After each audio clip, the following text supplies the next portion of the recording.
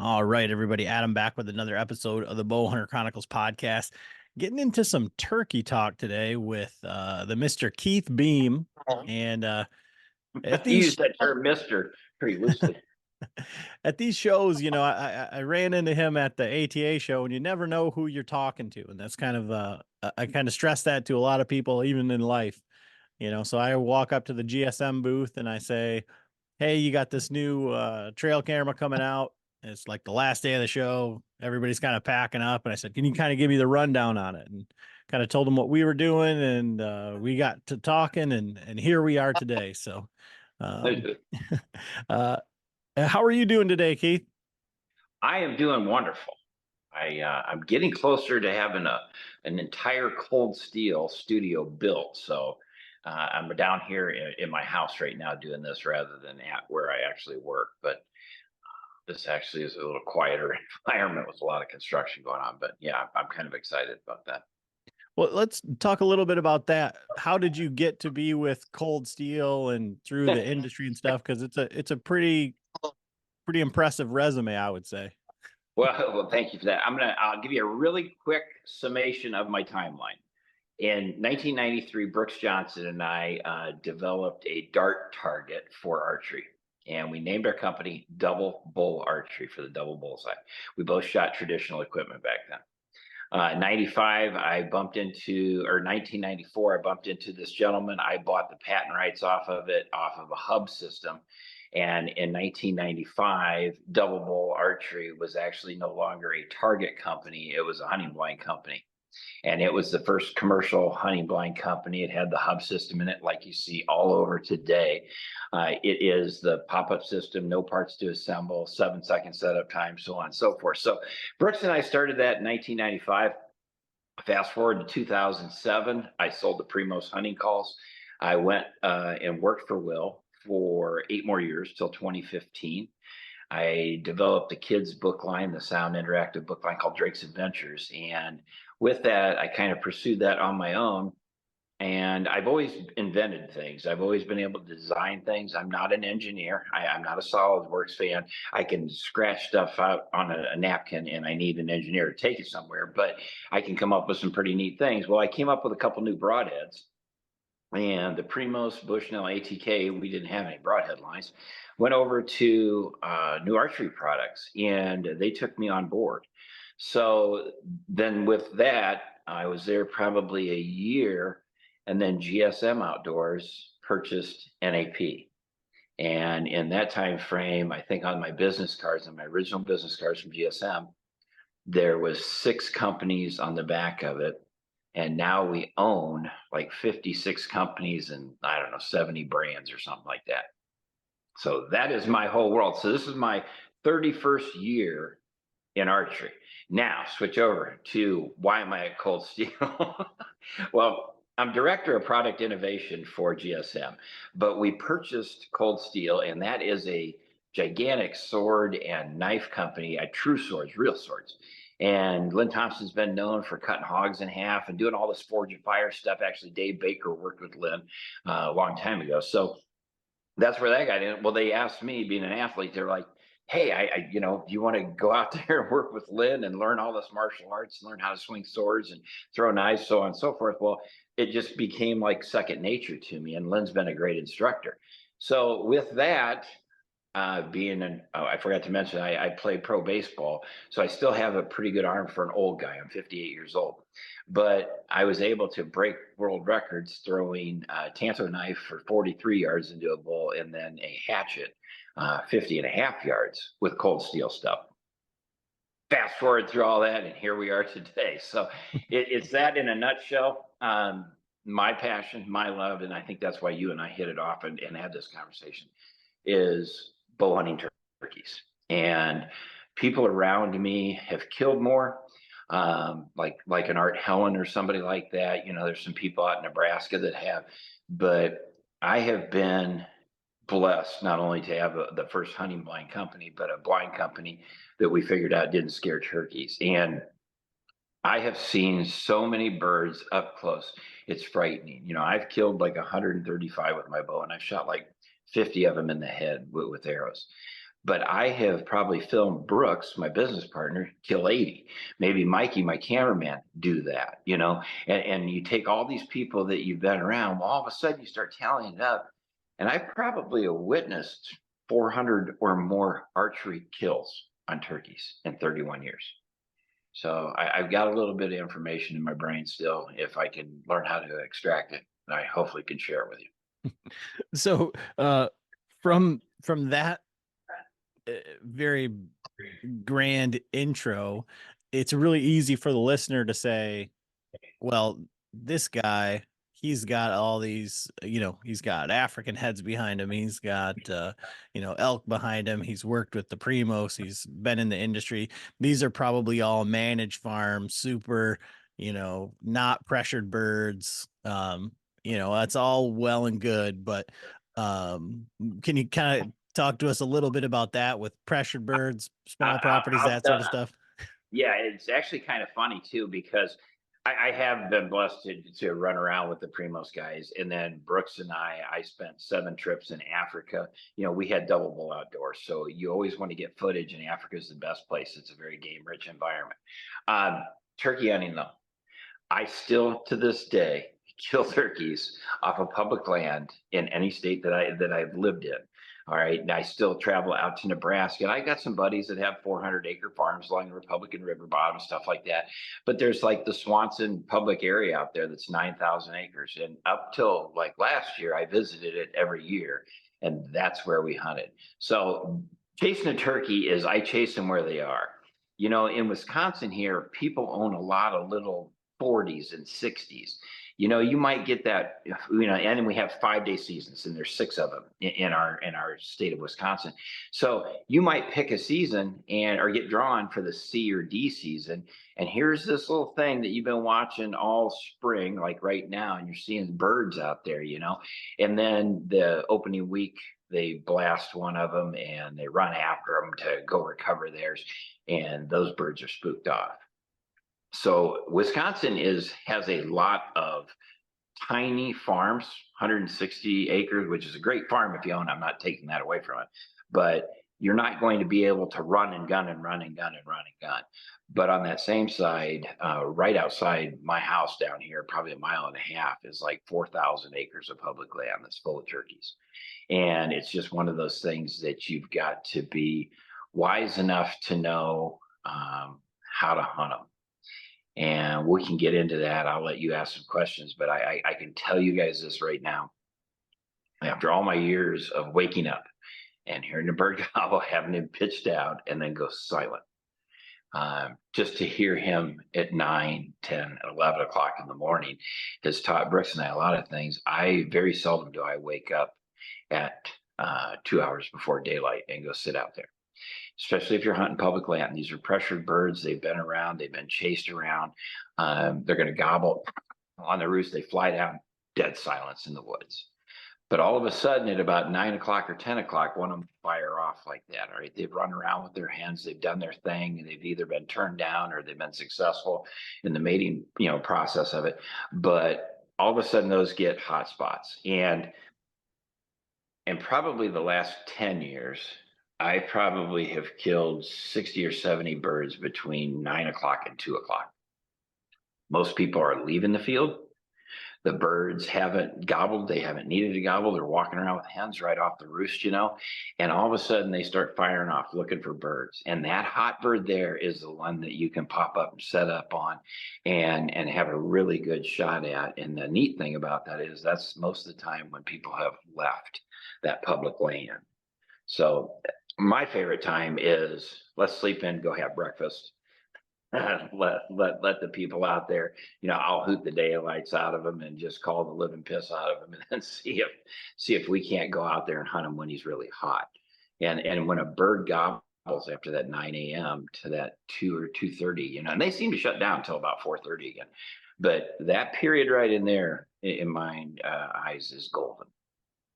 So from that end, how, from a strategy standpoint, I mean, obviously, and you're not saying anything that my father-in-law, so my father-in-law used to call for Rod Benson game calls, and he traveled around to the shows, and he can call turkeys where there's no turkeys. You know, it's just one of those things. And I've learned a lot from him, and he likes that noon, 1 o'clock time frame as well. But that's, I would say, a bit easier as a run and gun shotgun hunter, right? So how does that lend to, you know, either hunting from a blind or no blind? And where does the strategy come in of how are you locating these birds outside of just hearing them gobble at during those hours? Well, it's a couple things. You take a look at your surrounding. First of all, if you're down in Mark Twain National Forest, in 900,000 acres of public land, and up until this year, you had to stop hunting them at 1 o'clock. You know, it's listening for birds. It's going out and putting birds to bed. It's understanding where they are, and then kind of figuring these things out. In Wisconsin, if I'm looking around Wisconsin, you know, we have a lot of soft rolling hills where I'm at, so you can do a lot of long distance scouting. You know, you might see a bird strutting in a tiny little opening up there on public land that you could spot from the road at 10 o'clock in the morning, 11 o'clock in the morning. Wherever you can run and gun with a shotgun, if you don't mind carrying a blind and, you know, all your stuff with you, it is hard packing all that, but we did it packing cameras and tripods and chairs and whatever, and decoys, that it is tough, but you can still hunt them the way that you did. I've killed birds in public land in Mississippi. I've killed them in Arkansas. I've killed them. I haven't killed any in Texas, Kansas, Nebraska, of course, here in Wisconsin. So you can still run and gun. You can play it just like that. Brooks and I used to do it all the time. And South Dakota was a great spot for it. We would bow hunt the Black Hills National Forest, and we just walk along ridge tops, you know, and crow call or just listen. And once you get one fired up, move in and set up. You know, you might have to move your blind 2 or 3 times.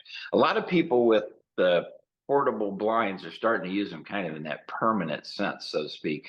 Okay, here's my little farmstead, and this is the corner they strut, and I'm going to leave this blind out here from the end of March till the middle of May, and we'll take people out there, and somebody will kill a bird. I'm not like that. My blinds very seldom stay out at night, and it's one of those things that I'm not interested in that. I kind of go where the birds are. We hunted some out by Prairie du Chien on public land, my wife and I. And it's a matter of when you're traipsing through the woods and you're slipping through and you're hoping that they gobble, you know, and a lot of times you hope the foliage is up so you're not getting busted walking through these things, you know, throughout the hills. You're not getting seen. But if you can find scratchings and you can find strut zones and stuff like that, you know they're using that in that middle of that day. You know, they might be flying down right there. Scouting is scouting. It doesn't matter if I'm in the cypress swamps down in southern Arkansas, right on the border of Louisiana. Texas doesn't have a whole lot of good public land that I've run into, but visual, use it.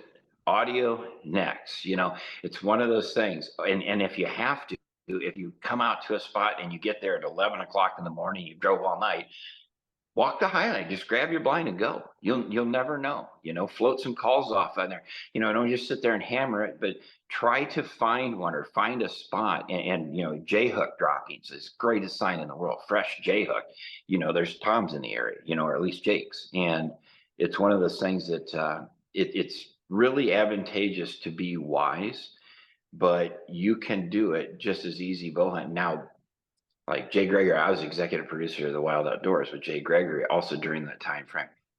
And Jay and Wyatt and those guys have gotten really good at doing it not in a blind. Okay. Small little something in front of them, hunting over their decoys, running gun, get a bird to gobble. And a lot of times in that hilly terrain, that's probably the best thing to do. Then you're not packing quite all that much stuff. You know, a gun hunter's got it made. He wears a vest, he carries a gun. You know, when we start talking blinds and we start talking bow hunting, we start talking, I got to have a chair with me and this, that, and the other thing. It starts becoming cumbersome. Yeah. So in that scenario, right? When you're, let's say you locate them visually and you see them out there, or you hear them gobble. They talk about that, you know, that 100-yard kind of like hot zone, right, where you want to get in there. What is your process for setting up and slipping in like kind of undetected? And you know, you just mentioned like the hill terrain and stuff like that. So let's take that out of it. Like, let's say that you're you're in Michigan or Nebraska where there's, flat plains and you're just seeing, okay, there's birds over there. Like I said, I feel like that's where it kind of gets hairy, where Yeah, you don't you're want to trying to bump. set up a blind and try and call them back over. The setting up the blind, if you can do it, if you can learn the steps to it, you can really set up a blind really quietly. I've set up under, actually accidentally set up under roost trees, and had them pitched down before.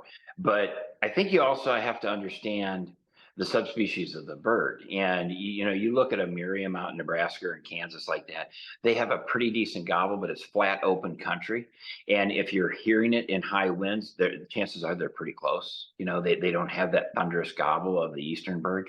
If you look at Michigan or if you look at Wisconsin here, when you're close, when you feel that lower pitch resonating feel when they you feel that. All right, it's time to set up. All right, you don't need to get any closer than that. It's not that off in the distance. It's one of those things you kind of got to know your birds. You look at Florida for example, a lot of public land down there, and I've had great success down there. Is the Osceola is in these palm thickets and these groves, and they might gobble. And you're like, wow, that was way off. You better really rethink it, because I've bumped a lot of birds down there. You start slipping through and you're going to get to this cow pasture or whatever, and all of a sudden, and he's gone. He was right there. He was 60, 70 yards away.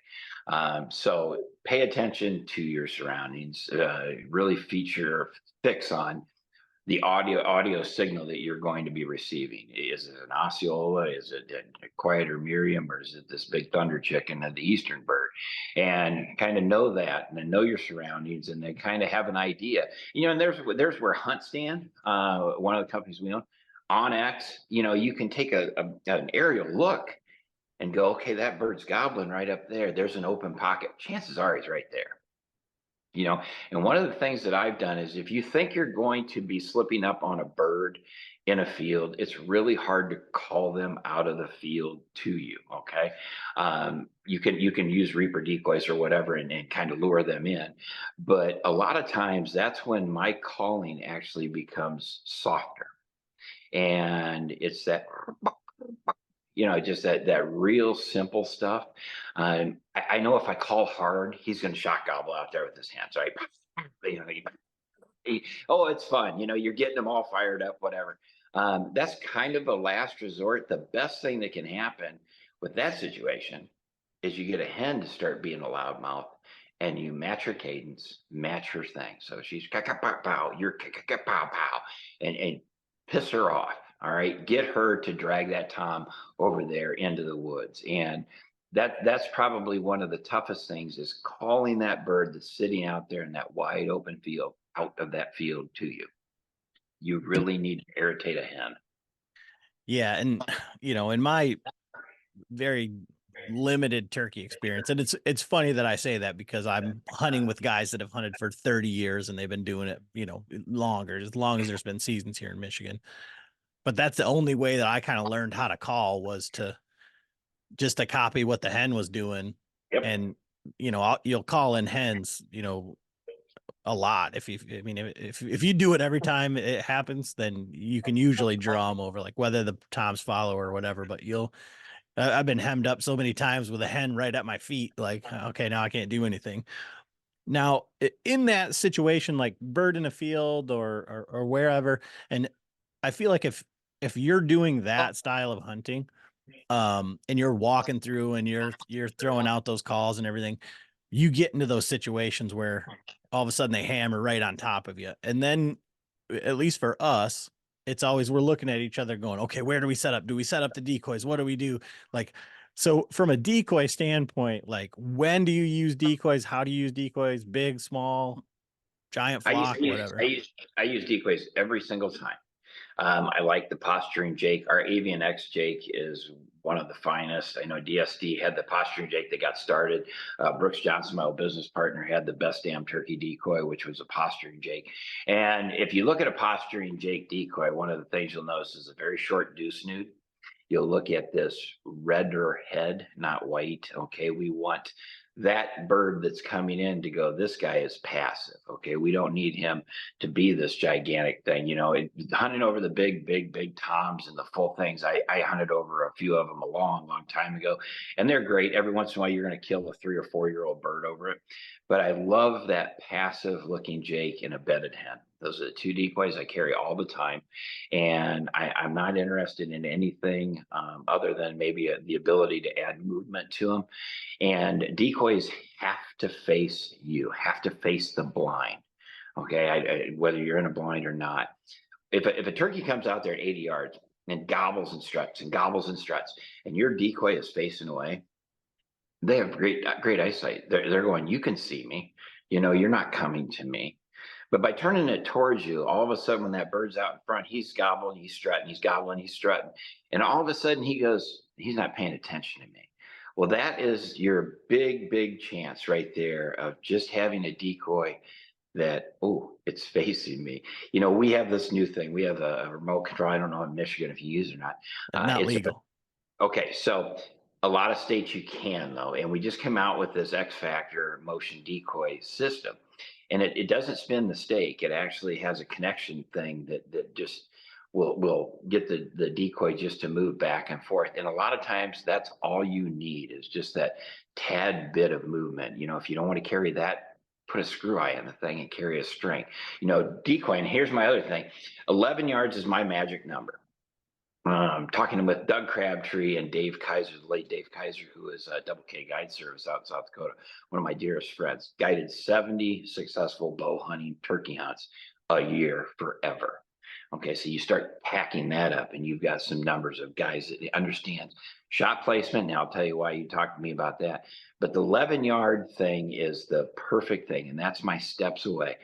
Anything below that, and you have your sight and you have your arrow. Okay, you have a 2-inch difference there. So it's got to come up and cross the plane of the eyesight, right? And then drop back down. It does it at about 10 yards. Okay, if you put your decoys out or you're going to make a shot at a turkey closer than that, be cognizant of your sight's here and your arrow's sitting right here.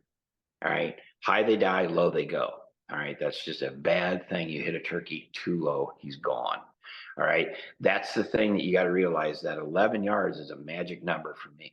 I know, first of all, when that bird's up there, the decoy is 11 yards, it's top 10 hunt. Okay. So your confidence level goes way high, but it's also where your arrow will impact at the same spot that your sight will. Unless you got something weird, if you got a 32-inch draw length and you're shooting 200 pounds or something. But if you go out and you shoot a lot of 3D shoots, you'll see some of these shots that are only like 5 yards away on a raccoon. And here's the X, and you see all these holes pounded below it. Well, the arrow's not crossing the path, and that's one of the things that I like. So it's the 11 yards, and it's either him facing you constantly, okay, or you have the ability to turn him to face you. So you might actually set that decoy out there. If you don't have a remote control, you can't use it in the state of Michigan. You have a little screw eye on there. You got a little tiny, braided fishing line on there, and he's facing away. That bird's coming through, and just have just 1/4 turn. Get him to turn away from that bird, and all of a sudden you've got your games on. And so it's one of those things that decoy placement, a decoy facing, and decoy yardage are huge when it comes to bow hunting. And now, I know one of the things that we're going to talk about here, and that you're really passionate about, is like body language of these turkeys. And I feel like when we talk, whether we're talking elk hunting, whether we're talking turkey hunting, whether we're talking, heck, we were talking about calling bears here recently, and it ends up to be the token answer in the podcast world is like, it's all situational. You gotta take the temperature of the bird, the elk, the deer. You gotta see what's going on. You kind of gotta see what's going on. So you, after all of this video footage, killing all these birds, being around, like, you've got some tips for guys to kind of read all that. With a whitetail, with an elk, with antelope, calling bear, calling predators, you do have to kind of understand that situation to read it. The neatest thing about a turkey is it gives you its book. Pay attention to this deuce snoot. Okay, that's the number one indicator of everything. If that deuce snoot is stretched out and he's making progress towards you, keep doing exactly what you're doing or be still. And if it's what you were doing when he's coming in, just shut up. Just do not make a noise. Don't worry until that deuce snoot starts stretching back together or pulling itself back together, and then it starts getting vertical. And it's a little 3/4 inch. Yeah, that 4 inch deuce snoot just went to 3/4 inch. He's nervous as hell. Okay, that's when you got to figure out I've done something wrong. I got to change back to what it is. Or if I've been silent and he's coming in and all of a sudden he gets weird, and he's up, red head, you're going to see that white head start turning red on it and that deuce snoot stick up like this. Purr, scratch the leaves, something really calm, but try to talk that deuce snoot back down. If you think about, this is the easiest animal in the world to read that indicator. The elk's antlers don't get bigger. Okay. The white-tailed, all these things don't give you this clue. The deuce snoot, and this is putting a TV show together for 18 years. And all we really did really well was bow hunt turkeys. Okay. And you screw up and you mess up. And that's how we learned facing the decoys. Why are all these turkeys hanging up? Well, it's because the decoys, what common denominator was there? Well, the turkey decoys were facing out. Well, we lost these turkeys when we shot them. We hit them bad, whatever. It's all low. Okay. The big thing that we started really paying attention to was this thing. And when you can watch the deuce snoot, and you can see a deuce snoot starting at about 50 yards away, especially this big old cotton top, swinging around, and all of a sudden he breaks out here, and all of a sudden it just goes, he's nervous as all get up. And that's where scratching leaves and things like that, this really soft, subtle stuff, will turn that deuce snoot most of the time back to that stretched out, I'm not scared version. And the other thing about reading a bird is if he comes in and flogs your decoy, watch the show. Okay. But here's the deal. When he crosses his wings, it's over. As soon as he crosses his wings, he's probably going to walk straight away from you. Shoot him right up the back, gangster style. But when the wings cross, you are not calling him back in. You're not doing anything. He has folded up and said no. It's one thing for him to sit back there and stand a little bit like he's nervous or whatever, and still have that kind of raceway up the back. But once those wings cross, he's done. If you haven't made your draw or shot, it needs to happen right now. Now, in that situation where you're talking about shot placement, right? You're saying, okay, well, in that case, shoot him. Everybody knows the Texas heart shot. We've all seen the little diagrams or whatever that kind of show it. But I mean, I've killed just about every turkey that I've shot at with a shotgun, and I have not killed just about every turkey that I've shot at with a bow. And it's the most misleading vital program you've ever seen. And I mean, I've had plenty of opportunities here, and that's what keeps us coming back, is that it with a one bird state like Michigan, you kill that turkey with a shotgun off the roost on the first day of hunting and it's over. And, I mean, last year the turkey that I ended up, I think it was a broadhead issue. But I shot this turkey and he ran and then flew, and then we just never found him because he flew. Yeah. And, but I probably crawled a half a mile, no blind, to just trying to cut this bird off in this field. And we did kind of everything that you were talking about. We saw him from the road and worked the fence line, and it was just crawling faster than he was feeding. Oh, yeah. And, but the shot placement thing is really, tricky. And so you talked about being, from a traditional bow hunting standpoint, background there. And one of the guys that was kind of like our elk hunting mentor is a traditional guy since forever.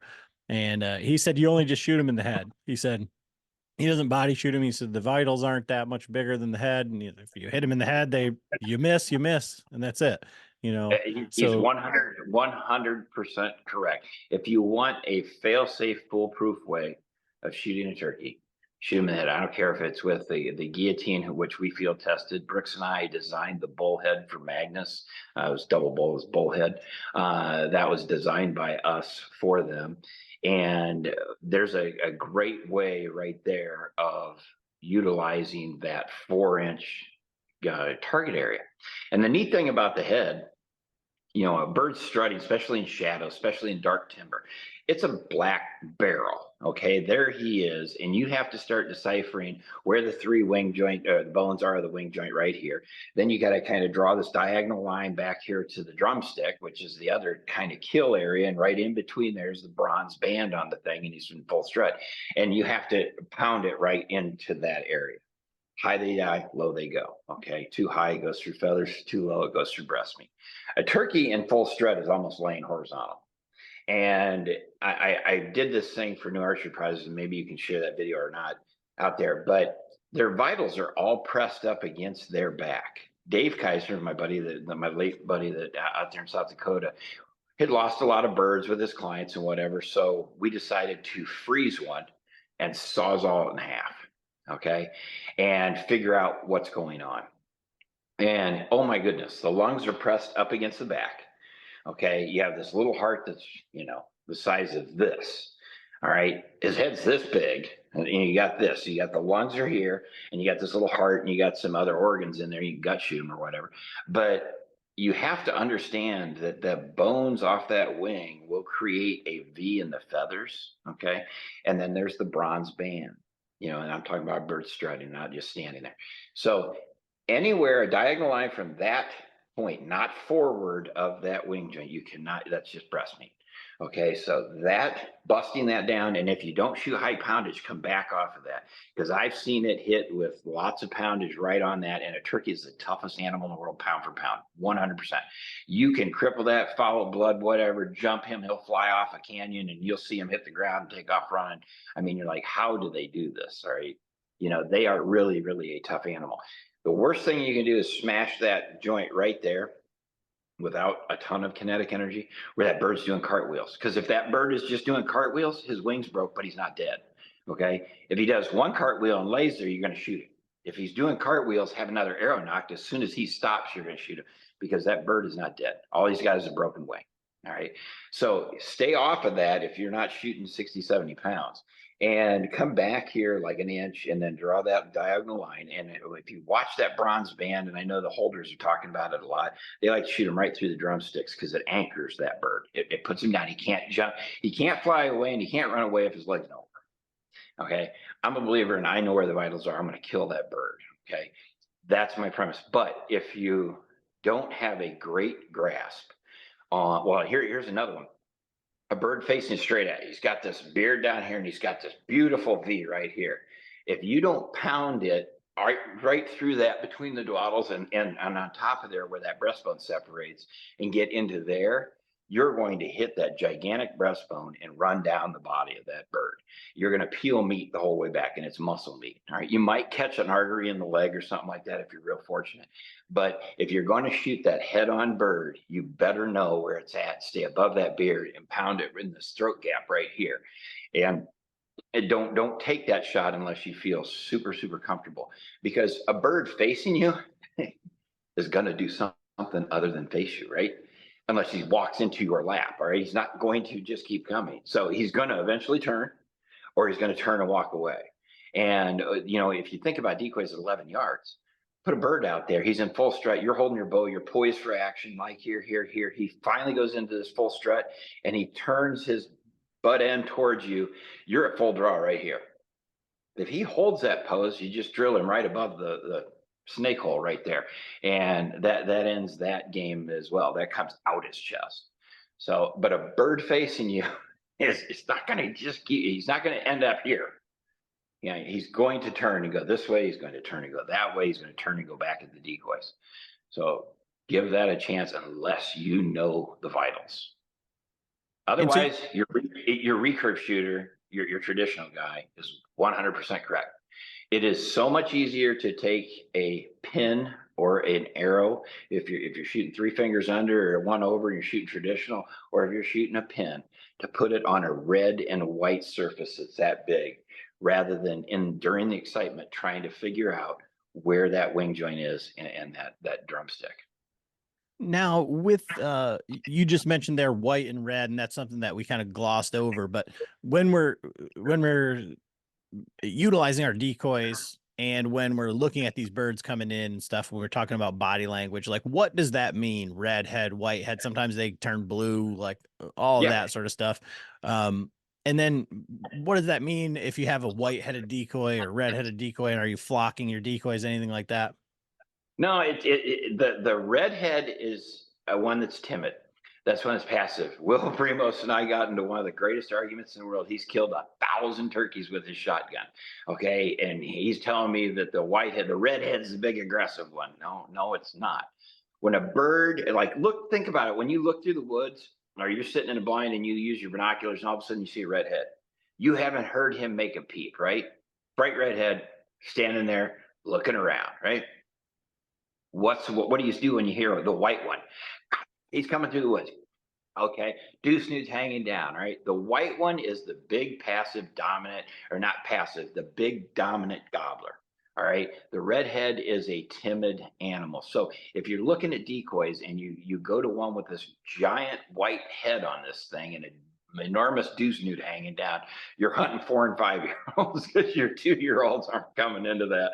They might come in with a band of 6 jakes or something like that and take it on. But it's one of those things that we don't want to spook the bird. And if you've got this 24-pound looking decoy out there with this gigantic white head, that's the King Kong. All right. That's the mass daddy right there. Give me a little timid Jake with his shoulders rolled up, and a little deuce newt up and like a half red head on him. That's the one they want to come in and just pee stomp. I'm keeping this really PG'd. Yeah, no problem either way on that. And when we're talking about obviously bow hunting turkeys, and you had said that you developed that guillotine or the Bullhead. bullhead. What are you looking for in a broadhead for turkey, and how does it differ necessarily from whitetail or elk or something like that? The thing that I want to do is I'm going to match as much cutting surface as I can for poundage. If you're shooting 60 to 70 pounds, shoot a 2-inch bladed something.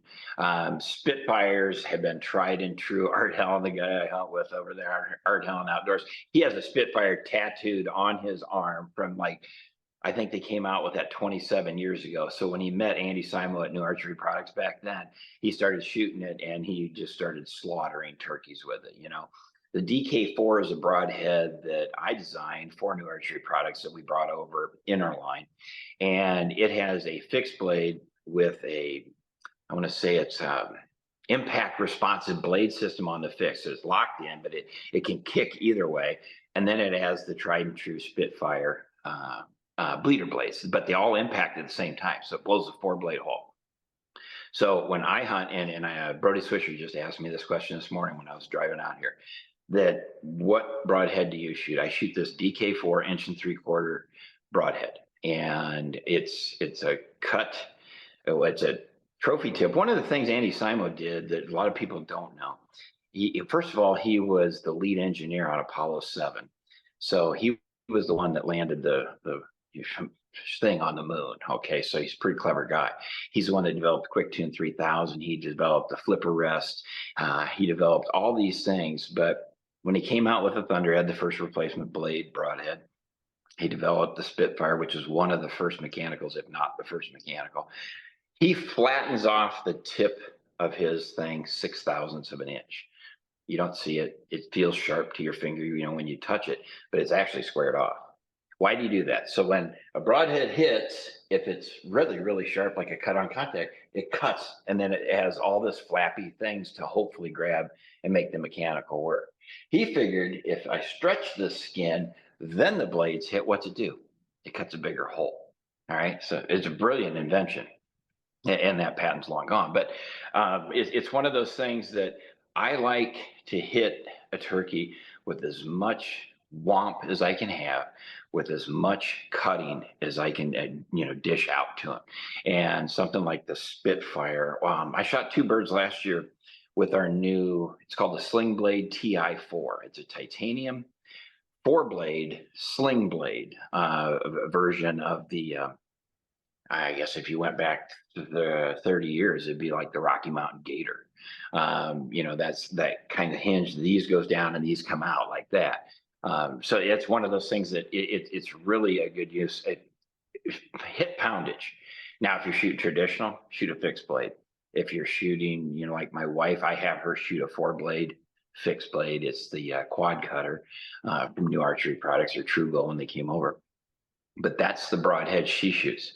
That way, if she hits that wing joint that I talked about, rather than getting him to flop like that, if she was shooting a small mechanical, it's going to skip off. It's going to get into that body. She hit the right spot, but she might have hit right on that bone. And bone on a turkey is tough as tough gets. And you can't deliver too much punishment to a turkey. That's where shooting them in the head is good. Now, I'm going to switch gears. I know I'm rambling. When you hunt a passive Jake decoy like I do, you're going to get a flogging. Hold on here. Another call. Let's see if this, there we go. Am I still there? Yep. Okay. So I hunt a passive Jake. He's cowering down, right? He's got his little deuce. You're going to get the flogging. Okay. You're going to get that bird that's beating him wings. This is never standing still. All right. It's not that. If you're hunting over late season and maybe you only want to hunt over a hen decoy or whatever, you catch that tom sliding in. That's this target right here. You wouldn't want to sit with me over the AVNX, little HDR Jake, and go, I'm going to shoot him in the head. Okay. It's just not going to happen. His head is never going to sit still. You might shoot all your arrows in your quiver. You might kill him, but you'll have fun doing it. But he won't know it. It'll be flying by him. He didn't care. But they are just, it's a flogging decoy. If he jumps over it, and that's why I like using the bedded hen, because if he'll go over there and stand on her, all of a sudden he's still and he's calm. So you give me a bird that's calm, you give me a bird that's locked up and strut, just standing there like that, I'm gonna shoot him right in the eyeballs. I can send you a video. I shot a bird, and it was just with a Rage broadhead. I shot him through this eyeball and out that eyeball in Texas, and it was one of those things that it was just, I knew it was going to happen, And those are those things. You kind of got to pick the idea of what you're going to do hunting over the decoys that you've got. If he comes in and flogs the decoy, you got to be ready to shoot him in the body. If he goes over the hen, you probably shoot him in the head. So just be cognizant of that too. You got to play a lot of these things out in your mind, because there's really, other than elk hunting, there's nothing more exciting than a turkey 11 yards away, just ravishing your decoys. I mean, just kicking stuff everywhere, 2 or 3 of them, and you're just like, this is the scene, this is the show. So don't rush the shot and try to watch the whole show. That's what's fun. Then when they fold their wings, they start walking, shoot them right in the back, because that's the best shot you can probably put on a turkey other than his head. If you shoot him straight in that back, when his wings are crossed, he gives you that thing. It goes from the top of his head all the way down to his tail. You will have a zone. And when he does that, those lungs are pressed up against his back, pop that cavity, and he's going nowhere. So for guys that, we've got a lot of guys that have never turkey hunted or have never tried it with a bow. For these new hunters going out there trying to bow hunt turkeys the first time, and I think a lot of times people will try it no blind because of all the things we outlined right at the beginning, where you got to bring all this stuff and all these things. Like, what would your biggest tips be for the guy that's going out there for the first time on public ground? Okay. I would actually take a blind. I would take a chair. I would head out there. You can get out there before daybreak if you're new to turkey, and it's nothing like hearing that, all down the canyons and whatever, but stay there. Okay. Don't leave that area. If you're on a ridge or a knoll or a little pocket somewhere and there's turkey sign around there, okay, maybe you haven't seen a tom there, but you did see some J hook 2 days ago, 3 days ago, set up, sit your ass down and just be patient. If I'm new to turkey hunting and I'm in an area that has turkeys, if I don't overcall and I sit there from daybreak or at least 9 o'clock till 2, a bird will show up. And whether you kill him or not is another thing. But if there are birds in that area and you learn how to purr and you learn how to just cluck and cut every once in a while, you know, the some of my best friends are championship turkey callers, and you were talking about, yeah, it's one of those things. Yeah. Yeah, oh my God, they sound like, and you'll hear hens do that, and mocking a hen is great like that. But you'll call more birds in with the, just having that really soft thing on a slate, on a glass. And one of the things I like, a high pitched glass, and crack that thing over and then just sit there and purr on it and cluck and scratch the leaves. One of the neat things about having a blind is it conceals your movement, right? So I'm sitting in a chair, not much is happening. I'll rake the leaves. One of the things we learned for blinds is for deer hunting, take all the blinds, push it all the way into, or all the debris in the blind, push it all the way to the edge for deer hunting. Then when you get your natural thermals, when they drop, it's going through this earth and then going through the leaves, getting out, okay? Really helps cut down your scent. Turkeys leave all that vegetation in there and scratch like a turkey would do. Scratching the leaves. All of a sudden you'll hear, and he hasn't gobbled, and that's one of the things. I wish somebody would you'd kill probably all the turkeys. If you could do the spit and drum sound, you probably would kill every turkey that's out there. And there's been a lot of companies, I know Nature Vision tried building it, and they had this vibrating box thing, and they were going to have it, and it's going to go up like that. But that's the sounds that you have to listen for. Get really well aware of the woods. But if you're new to turkey hunting, you're hunting public land, there are birds there. Some of them are pressured, most of them are pressured. Sit out there, get in an area and sit your ass down and be patient. You have to get him to relax enough to come to you, or be fired up enough in the day when everybody else has left the woods. Okay, people walk out of there. If you're set up in the morning, you have to sit past 9. Okay, if you're going out there, sit 9 till 2. Give yourself the best odds, and really that is your best odds. And then from a calling standpoint, I feel like you kind of touched on it there a little bit, but I feel like guys always think that exactly what you kind of outlined, that diaphragm calls are sexy, right? Like, oh, you got to be a good caller, you got to be able to, yeah. It's very animated, that's what makes you a real turkey hunter, right? But from a calling standpoint, from a new guy, what do you recommend? Here's one for you. I called in a lot of calling contests, and some of them were state championships. But it was one of the things that Brooks, my business partner, for the longest time, I would kill jakes. My cameraman and me would go off, and I'd kill a jake with my bow, and he'd always be killing beards, and he couldn't stick a diaphragm in his mouth. He had a box call he could purr on, and a box call he could cluck on, and very seldom did he get all that. And it was, he'd do it all the time, just constantly. And these big birds were just dive bombing on Well, then finally, like, we started hunting together rather than trying to double up our forces, and started hunting together. And I'd watch him, and we would lead always. He would lead for the whole period unless we had to get loud, like nothing has happened. He's been calling for an hour and a half, every 15, 20 minutes. He's on a box call, and then just carrying on like that, just nice, easy stuff. So we haven't seen anything.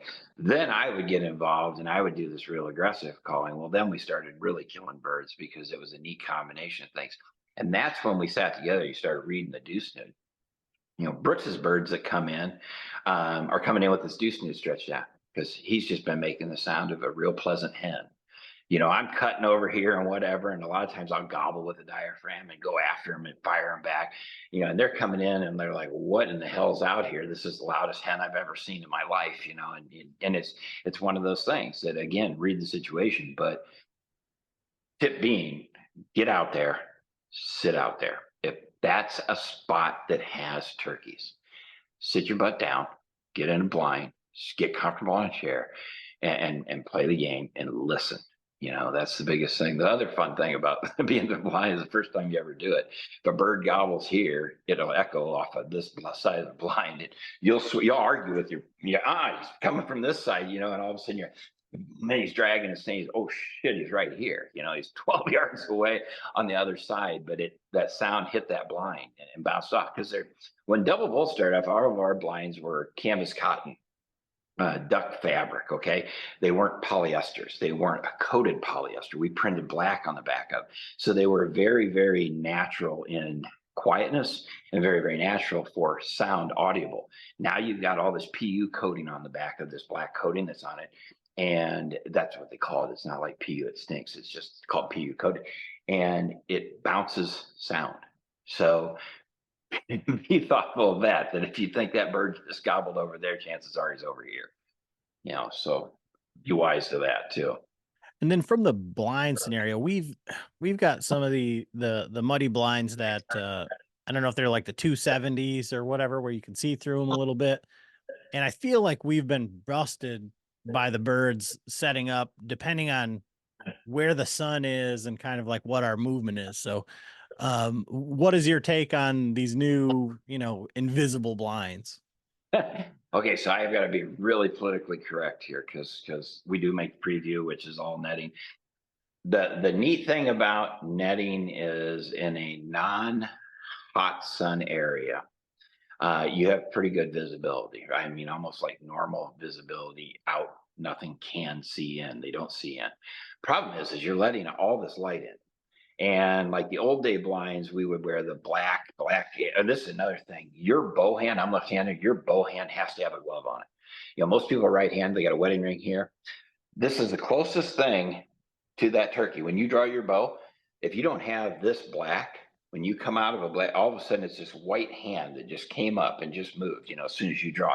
I'm left-handed. So it has to have a glove on this hand at least, okay? Wear black inside of a black back blind. Match all your surroundings, but you don't want to get busted with that. Paint your face. I know it's not, a lot of guys do these really cool designs. Paint the damn face, all right? I want it black. When I'm filming somebody from another blind, it is nuts when I show them the footage. They're moving around like this. They're moving around like this. They're playing like this with their white hands. And it's nuts how much you give away. Now, with the netting blinds, they let in a ton of light. They're not necessarily all black on the inside. They might have a black wall behind you, but it's letting in a ton of light. You have these shooting windows that are wide open. Okay, you have to have them open, right? Shoot out of it. This stuff's not shoot through material anymore. So you have to really be cognizant of when you move. You're not going to draw when that animal is standing out there staring at you. It is not going to happen. You will get busted. You can walk out there with your buddy. You can't see through the net, but open that window and have him look at you and then have you move around. You'll get busted. Black, even wearing black is not going to save your butt there. So with those with the netted blinds, it is imperative that you understand when to draw. When that bird is facing away, when that bird is in full strut facing away, those are the times that you draw. So little movement is possible in there. In a dark black back blind, you can get away with a lot if you're wearing black. Now, those netted ones on moisture days, moisture refracts light, and that kind of bends light. So now you get this, it's really hard to kind of see out of. And in low light situations, like if the sun's setting and you're looking into the southwest, or if the sun's rising and you're looking into the east, and here it is. Once that sun hits that net starts reflecting light in all different directions. It's almost blinding. Okay. I don't like that. Okay. We saw a lot of, I have buddies that kill the daylights out of our previews. Okay. They are in tune with the hunt. They know what to do. They've been in a blind lots of times, and they know I will not touch, move, or do anything until that bird's looking away. Or if it's coming down the side and you're watching it in one of these netted blinds, you have to be at full draw before it gets to that window. I mean, he can't see you draw, so take advantage of that. But when he's in that window, you have to be rock still. So if you want to see everything, and one thing nice about those netted blinds, like the preview and the preview too, they weigh so much less than a fabric blind. Okay, you don't have a coating, you don't have the fabric. All right, you got net. It's kind of a contradiction of things going into the fall hunting deer out of them, but it's one of those things that it lets in good sound. All right, so you're going to have more of a sound base, a true sound base of where those animals are coming. And if you're hard of hearing like Jay Gregory, who played in a band his whole life, and Nugent, wear some walkers that amplify. You know, get some of the inner disruptors or silencers or something like that, something that you can turn up, that you can hear out there, because that hearing, believe it or not, is really more important than seeing it, because there are so many different terrain things. Even if you're looking at a field and you're not seeing something, but something's gobbling out front, it could be just like a 4-foot drop off you're not aware of, and he's over there. And if you're not focused on this is where he's at, he might surprise you on that. So audio is a huge thing to do. But I just rambled, don't I? No, that was good. That, because that's one of the things that, again, we as like podcasters and stuff like that are 100% like part of this problem of this is the newest, greatest, latest thing. And if you got someone who's never hunted out turkeys, never hunted out of a blind, never hunted any of this stuff, and they say, oh man, these 360 blinds are going to be so great, I'm going to be able to see, they're not going to be able to see me. And you just kind of went through the reason why they're good and why you might steer away from them or be a little bit more cautious. Well, you have to understand, this is your sight and this is your arrow. A lot of people shoot blinds. Okay, there's that shot right there. It's a gimme. Whack, nothing happened to that animal. What happened? You look down there and you shot a hole through your blind. So a lot of these netted blinds have this window opening over the hub that's V-shaped this way. Okay, Brooks and I learned a long time ago that this triangle right here is a tough one unless you're shooting traditional equipment, because all this side right here, your sight can be in here and it's wide open, but there's a rod here, there's fabric here or net there, and you have to make certain that you are above that hub with your hands. So I always use my fist as my barometer. So my arrow sits on my fist, right? So if my fist on top of my fist is going out of the blind, I know that my arrow is going out of the blind. But a lot of people, when the excitement's going on, here's their pin, it's in this opening, but their arrow's right here. And you're going to smack a rod, you're going to smack the blind, you're going to screw your shot up. So be cognizant of that don't set your blind up to have this V as the decoy there. The corners of the blind are where the magic happens, and leave as much closed as you can, so it's dark as you can, or it's less see-through as you can. That's the key right there. And then use that stuff to your advantage. Like I said, when we're excited, you can hold a full draw for 30, 40 seconds. So it's one of those things that if you have a bird coming down and you're at full draw and you want to watch the show, it's easy to sit there and watch the show. It's a lot easier than he's there and then you draw and it's putt and he's gone, and now you can't make the shot. No problem. And I think we can kind of wrap this up, with whatever. Unless you think we've glossed over anything, or is there anything kind of important? I stated it earlier that, kind of match the poundage of your bow, like a 2-inch mechanical for that 60 to 70 range. If you're in that 50 to 60 range, I know bows are much more efficient than they are. Shoot a smaller mechanical or a fixed blade with multiple blades, like I said, with like a quad cutter that my wife shoots like 51 pounds, and I just have her shoot the quad cutter. I want to get penetration on those birds.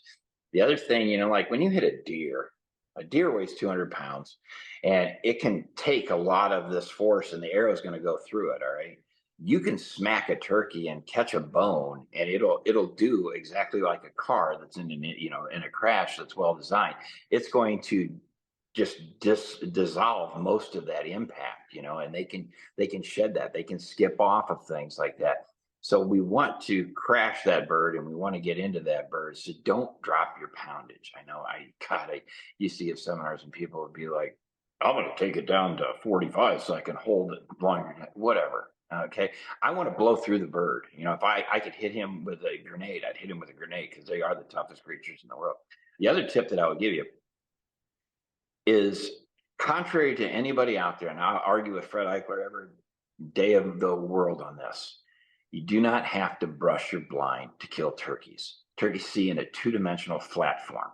Okay, if your blind shines in the sun and it's out there in the middle of a field, yeah, they might hang up at times because they see this giant glare thing.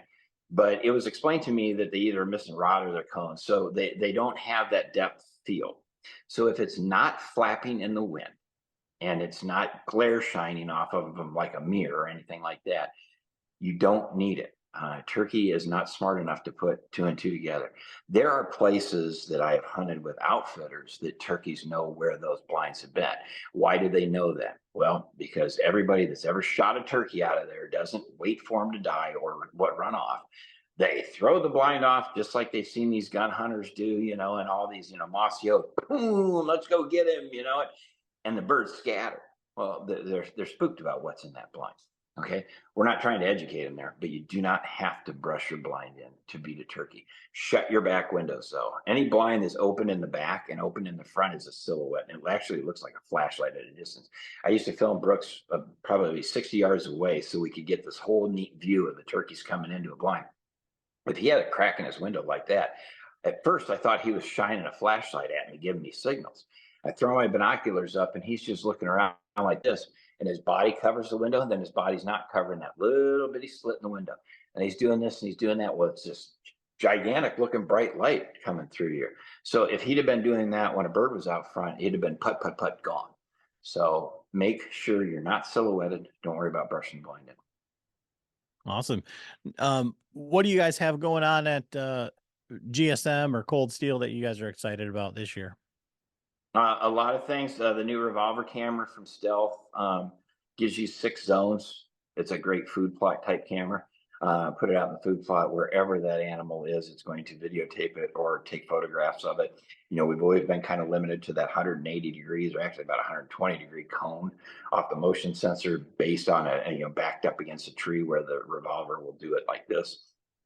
AVNX, the HDR decoy line is still probably the best one that's out there. And I know that I sound like I'm selling my company, but it truly, if I wasn't working for this company, I would tell you the AVNX, HDR Jake, and Bedded Hen are the absolute best.